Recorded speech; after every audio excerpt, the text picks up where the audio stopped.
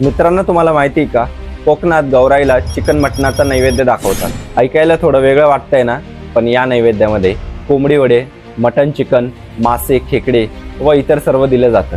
मात्र प्रश्न असा पडतो की गौराईला मटण चिकन का? पण यामागे एक पौराणिक कथा सांगितली जाते। तर झाले असे की देवी पार्वतीचे लग्न जेव्हा महादेवांसोबत झाले, त्यावेळी माहेरी आईला भेटण्यासाठी पार्वतीसोबत त्यांचं रक्षण करण्यासाठी महादेवांनी त्यांच्या भूतगणांना देखील सोबत पाठवलं होतं। माहेरी पोहोचल्यावर पार्वती मातेसाठी अनेक प्रकारचे गोडधोड पदार्थ बनवण्यात आले। मात्र या सगळ्यात त्यांच्या माहेरच्या मंडळींनी महादेवांच्या भूतगणांची विचारपूस केलीच नाही। पण पार्वती मातेचे त्यांच्याकडे लक्ष होते।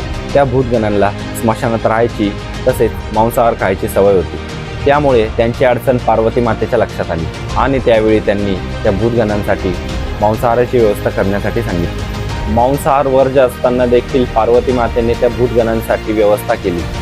त्यामुळे गणेश उत्सवात जेव्हा पार्वती मातेचे म्हणजेच गौराईचे आवाहन होते, त्यावेळी गौराईसाठी नव्हे तर त्यांच्या भूतगणांसाठी हा मांसाहाराचा नैवेद्य दाखवला जातो। मात्र अनेकांना हा गैरसमज आहे की मांसाहाराचा नैवेद्य हा गौराईसाठी दाखवला जातो, पण या कथेनुसार हा नैवेद्य तिच्यासोबत आलेल्या या भूतगणांसाठी दाखवला जातो।